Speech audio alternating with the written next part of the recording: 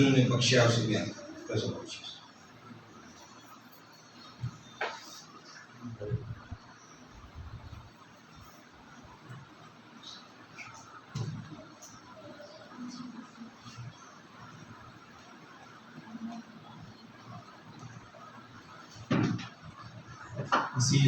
یسوع کے کوئی قادر نام میں آپ سب کی سلامتی ہوں۔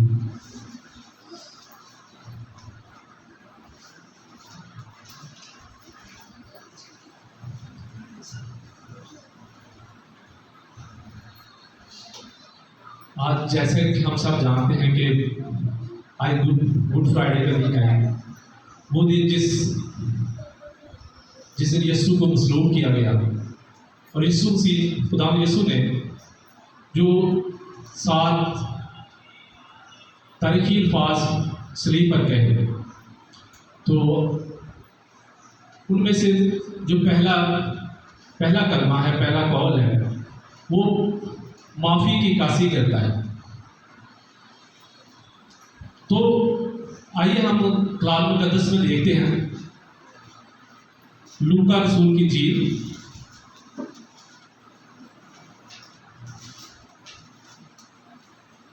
اس کا 23 باب اس کی 34 آیت سے پڑھیں گے۔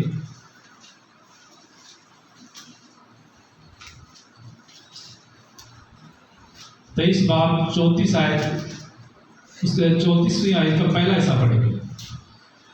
یسوع نے کہا، اے باپ ان کو معاف کر، کیونکہ یہ جانتے نہیں کہ کیا کرتے ہیں۔ یسوع نے کہا، اے باپ ان کو معاف کر، کیونکہ یہ جانتے نہیں کیا کرتے ہیں۔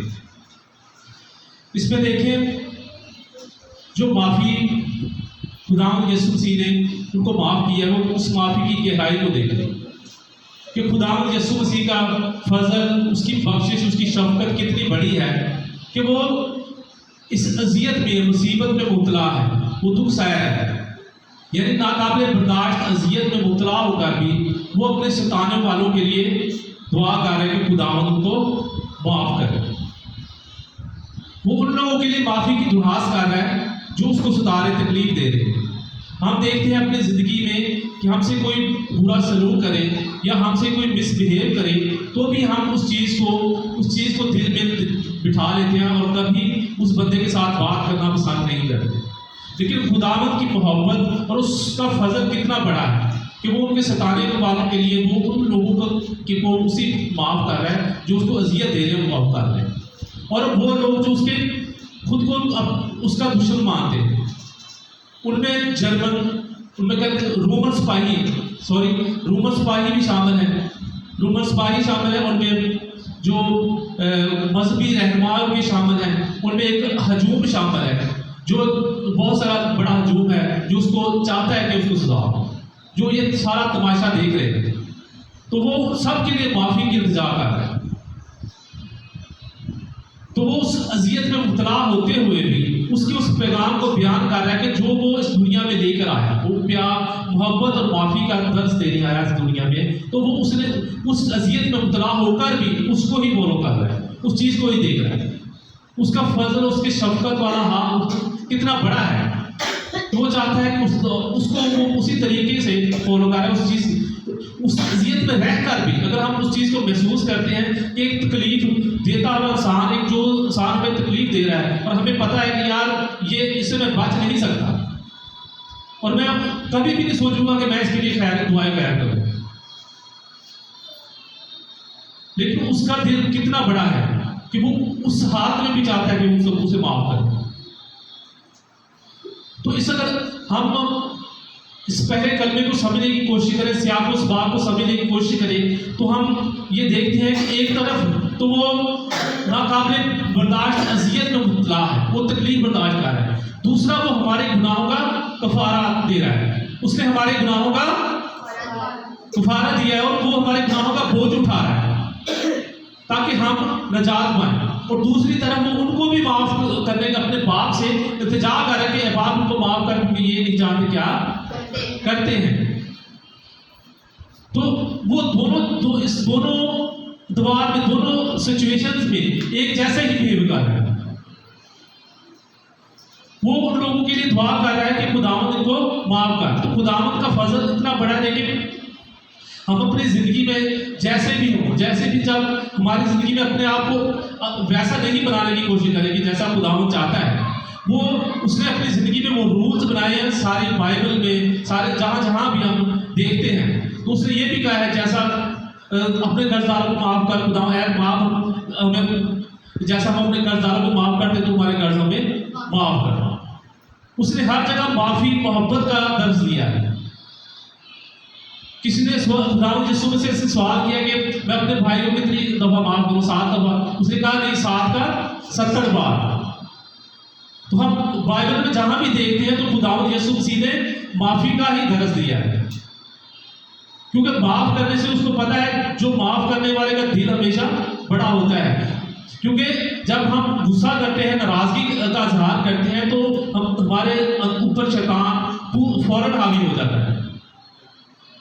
جب ہم کسی سے ناراضگی کا اظہار کرتے ہیں تو ہمارے اوپر وہ فوری کہتے ہیں کہ شیطان حاوی ہو جاتا ہے. ناراض ہوتے ہیں، ناراضگی کا اظہار کرتے ہیں، یا ہم کسی سے دشمنی کر لیتے ہیں لڑائی جھگڑے کے دوران، تو ہم اس سے برا کرنے کے لیے، اس کی بربادی دیکھنے کے لیے، اس کی برائی دیکھنے کے لیے، برائی سننے کے لیے ہر کوشش کرنے کی کوشش کرتے ہیں.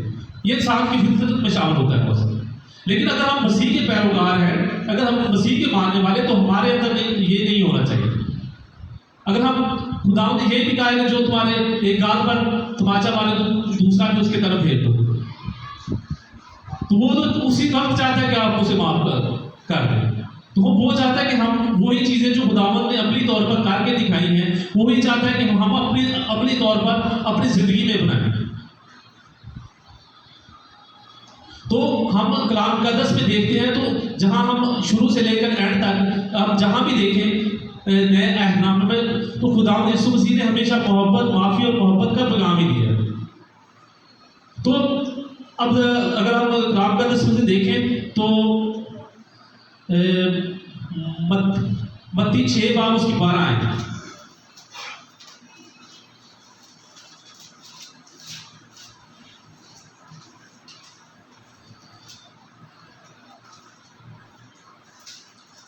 متی 6 باب اس کی 12 آیت میں یوں مرقوم ہے، اور جس طرح ہم نے اپنے قرض داروں کو معاف کیا تو بھی ہمارے قرض ہمیں معاف کر.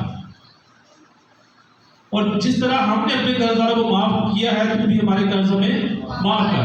تو دیکھیے خداوند کا کلام ہمیں یہی سکھاتا ہے کہ وہ ہمیں دعا میں بھی یہی سکھاتا ہے کہ ہم خداوند سے معافی کی دعا کریں اور اپنے آپ کو دوسروں کو معاف کرنے کی اپنے اندر ایک عادت، اپنے اندر ایک فطرت ڈالیں. ہماری ہیبٹس میں، ہمارے مینرز میں یہ چیز شامل ہونی چاہیے کہ ہم دوسروں کو معاف کرنا سیکھیں. تو ہم اگر کلام مقدس میں آگے دیکھیں تو لکھا ہے متی 5 باب اس کی 44 آیت میں،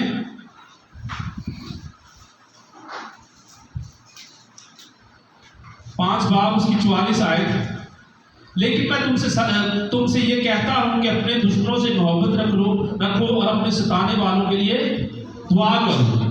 لیکن میں تم سے یہ کہتا ہوں کہ اپنے دشمنوں سے محبت رکھو اور اپنے ستانے والوں کے لیے دعا کرو. تو ہم دیکھیں خداوند یسوع مسیح نے، ہم بعض اوقات لفظی طور پر تو کچھ چیزوں کا لفظی طور پر کچھ باتیں کر جاتے ہیں کہ یار ہمیں ایسا ہونا چاہیے، یا ہم دوسروں کے سکھاتے ہیں یار جھوٹ نہیں بولنا چاہیے، دوسروں کو ہم سکھاتے ہیں کہ یار آپس میں لڑائی جھگڑا نہیں کرنا چاہیے، دوسروں کو سکھاتے ہیں کہ یار تم کو دعا کرنی چاہیے، اس طرح کرنا. لیکن عملی طور پر ہم ویسے نہیں کر پاتے. ہم کسی دوسروں کو تو جو باتیں سکھاتے ہیں خود طور پر خود نہیں کر پاتے. ایسا ہوتا ہے ہماری زندگی میں، ہم خود وہ باتوں پر عمل نہیں کر پاتے. دوسروں کو جھوٹ سے منع کرتے ہیں، لیکن خود کہیں نہ کہیں جھوٹ بول دیتے ہیں جہاں ہمیں ضرورت محسوس ہوتی ہے. لیکن خداوند یسوع مسیح نے دیکھو جو باتیں کہی ان پر عمل کر کے دکھایا. یہ دیکھیں نا 5 باب 44 آیت میں، لیکن میں تم سے یہ کہتا ہوں کہ اپنے دشمنوں سے محبت رکھو، اپنے ستانے والوں کے لیے دعا کرو. تو جب دیکھیں پہلے کلمے میں جب اس کا مذاق اڑا رہے تھے اس کو، تو پھر وہ اس کے ستانے والوں کے لیے کہہ رہا ہے کہ اے خداوند نے معاف کر، کیونکہ یہ نہیں جانتے یہ کیا کرتے ہیں. وہ اپنے عملی طور پر اپنی مظاہرہ پیش کر رہا ہے. جو اس نے لفظی طور پر کہا ہے وہ تکلیف میں بھی اس کا مذاق بیان کر رہا ہے، اس پر عمل درآمد کر کے دکھا رہا ہے. تو میرے عزیزوں جو ہم الفاظ کلام میں پڑھتے ہیں، جو خداوند کا کلام ہمیں سکھاتا ہے، اگر ہم ان کو دوسروں کو تو سکھاتے ہیں، خود عملی طور پر اس پر عمل نہیں کرتے ہیں تو اس کا کوئی فائدہ نہیں۔ تو یہ دیکھیں خداوند کا کلام جو یہ کہہ معافی کا درس دے رہا ہے، تو ہمیں آج اس کے حضور میں یہ وعدہ، یہ عہد کرنا چاہیے کہ خداوند تو نے اپنے کلام میں بھی یہ فرمایا ہے کہ تو اپنے ستانے والوں کو، یعنی کہ اے خدا نے معاف کر، بعد میں معاف کر، کیونکہ یہ نہیں جانتے کہ یہ کیا کرتے ہیں، کہ تو اپنے عملی طور پر اس چیز کے دہرایا ہے، تو نے پہلے معافی کا درس دیا ہے لیکن بعد میں تو نے عملی طور پر یہ کر کے دکھایا، تو میں بھی عملی طور پر یہ کر کے دکھاؤں گا۔ میں اپنے دشمنوں کو آج میں عہد کرتا ہوں کہ میں اپنے رشتہ داروں کو، دوستوں کو، جاننے والوں سے کسی سے بھی ناراض ہوں، میں اس کو معاف کرتا ہوں۔ خدا میں تیرے حضور میں دعا کرتا ہوں، میں اسے معاف کرتا ہوں۔ اگر ہم اس کی عہد کی، اسی چیز کو آگے، اس کی عہد کو آگے بڑھاتے ہیں، اس پر عمل درآمد کرتے ہیں، تو آگے دیکھیں خداوند کے اس پیغام کو رسولوں نے بھی آگے بڑھایا، اس پر عمل، ایمانداروں نے اس پر عمل کیا ہے۔ اگر ہم کلام مقدس میں سے دیکھیں تو افسیوں 4 باب اس کی 32 آیت ہے۔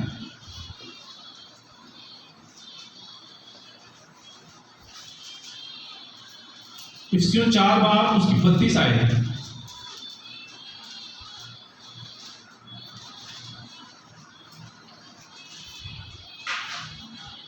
کلام مقدس میں یوں مرقوم ہے، اور ایک دوسرے پر مہربان اور نرم دل ہو، اور جس طرح خدا نے مسیح میں تمہارے قصور معاف کیے ہیں، تم بھی ایک دوسرے کے قصور معاف کرو، اور ایک دوسرے پر مہربان اور نرم دل ہو، اور جس طرح خدا نے مسیح میں تمہارے قصور معاف کیے ہیں، تم بھی ایک دوسرے کے قصور معاف کرو۔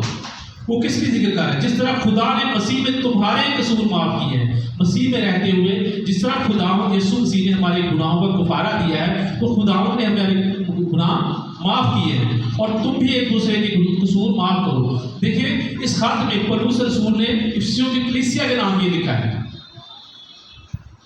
کلیسیا کا نام یہ لکھا ہے کہ کس طرح کہ ہمیں ایک دوسری چیزوں پر عمل کرنا چاہیے۔ اگر یہ باتیں خداوند نے کہی ہیں تو رسولوں نے اس پر عمل کیا ہے۔ ہمیں خداوند یسوع مسیح کے پیغام کی تکلیف کرنی چاہیے، ہمیں اس کو آگے لے کر جانا چاہیے۔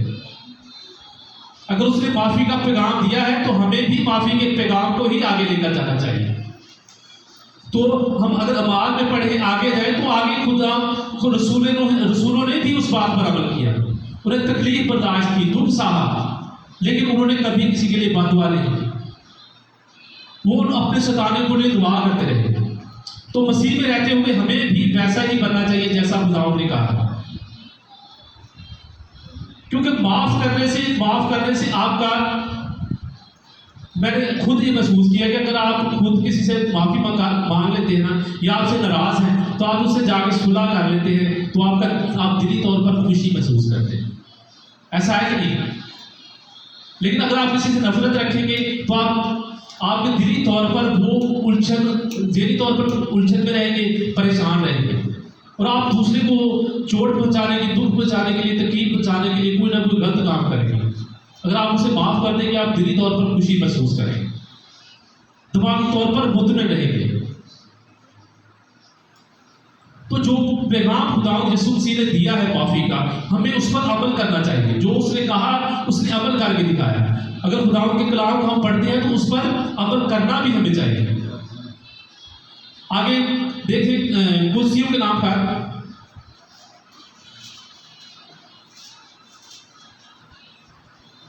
اس کا 3 باب اس کی 13 آیت۔